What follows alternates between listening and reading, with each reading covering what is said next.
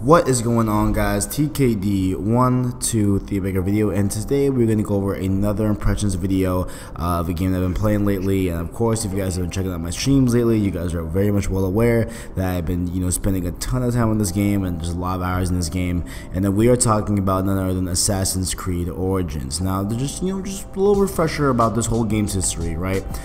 This is the first game where Ubisoft broke the annual release of Assassin's Creed for a long time that they've had, and they took 2 years in this game. They took a year off to really polish the game, make it look better, and I feel overall speaking that they definitely did a lot of improvements here to the game and used that 2 years wisely. And one of the aspects that you can definitely see the time spent here on this game is its open world. It's very diverse, it's fun to explore, it's really cool, just having this setting of being in ancient Egypt and everything.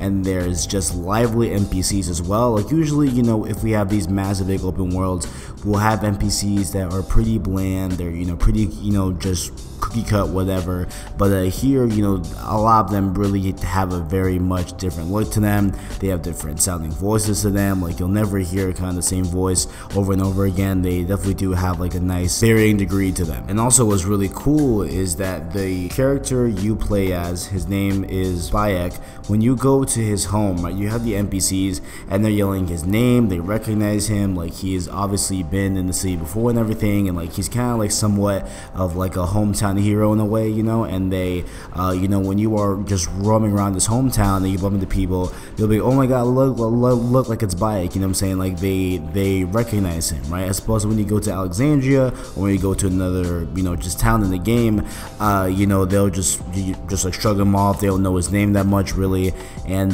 he's just kind of like a regular person in those other cities as opposed to his home city. So I do like how they took the time to pay attention to that detail as well, and really did kind of make sure that when you're at home you're recognized and stuff like that.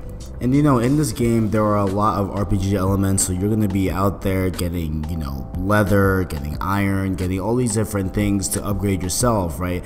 And that requires a lot of hunting, that requires some going and just getting some leather, skin from different animals, antelope, from alligators and stuff like that. And just having that stuff to do in a massive open world like this definitely does make it a lot better. Just having this world feel very lively, feel very good and everything. Overall, I definitely feel like one of the best things that is not going to talk about here is the open world. And Andrea Renee on Kind of Funny Games cast even said that I didn't play Zelda on Switch, I don't have a Switch yet, but she was saying that she doesn't understand how someone can play both of these games, Zelda and Assassin's Creed Origins, and say that Zelda's open world is better than this. And we've been hearing for months that the open world on Zelda is absolutely amazing, and for her to say that about AC Origins, to give it such a high praise, is totally just crazy to me.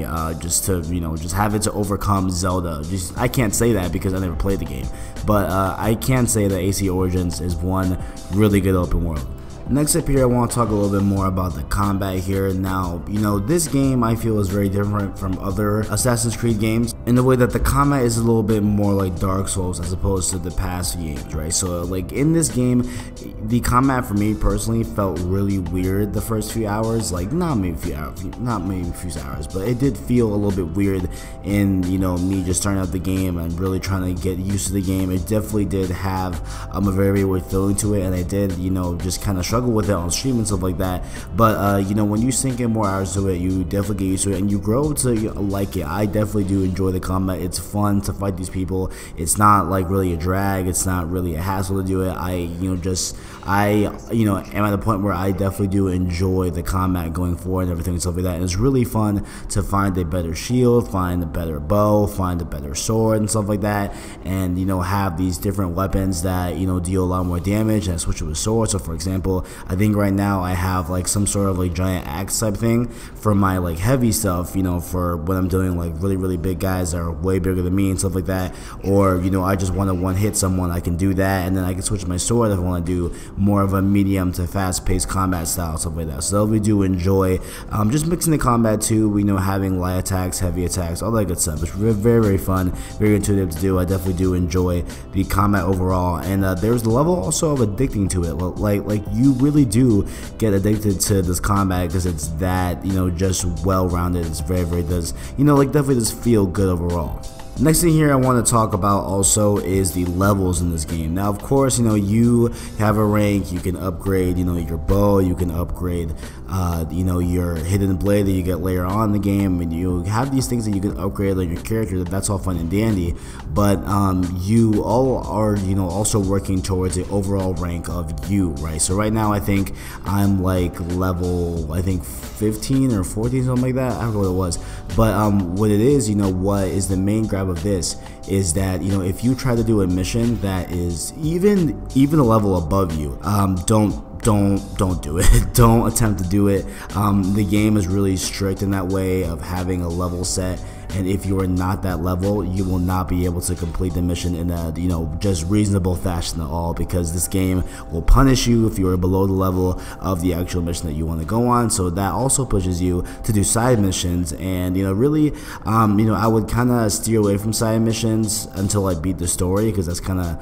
how I wanted to play out all my open world games in the past. But with this game, the game almost like entices you and almost in a way loosely forces you to do side missions, so that you can just be at a higher level, just kind of explore those side missions and then go into the main mission when you are at level. And just talking about some other things here that I just forgot to mention, I love the main character Bayek. He's a really cool character. He's funny sometimes, just sometimes, not like often, but he's sometimes funny. He has really cool attributes about him, and overall I really do enjoy him as a whole. And then also going into this game, there was a lot of talk about the story and how it's kind of weird, and I will say that I heard a critique from someone that said that they kind of just roll you into the story and you don't really know what's happening until like a few just levels and hours later. And I really do feel that way here with this game as well. Like there is just a weird vibe with this game where it'll just stow you in the middle of the story, and there's not really a lot of context, there's not really a lot what's happening, and over a while there are just certain things that happen that I'm not gonna spoil obviously, and then you get reminded that, oh yeah, like this is why I'm doing this, where he'll like mention something, like he'll be, oh, like what about so and so, like this and that. So there's definitely a way that as the time goes on in the game, you definitely do understand the story at a more deeper way because of what Bayek says and everything. But overall, the story is not the most cleanest way of telling it, but overall I am enjoying the game. I'm definitely enjoying the game.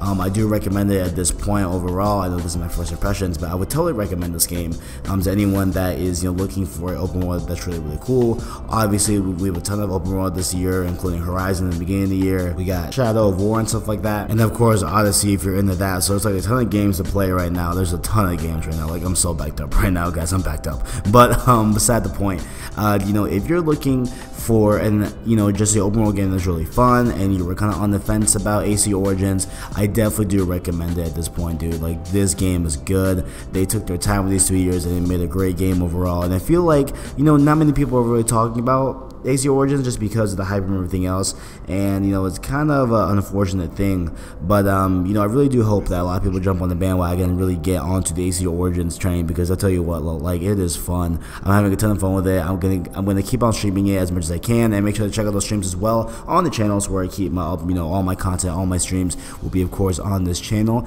And that pretty much wraps up my entire impressions for AC Origins. So if you want to, make sure to leave a like, subscribe, and turn the below. Appreciate me. Thanks for watching, and as always, I got you.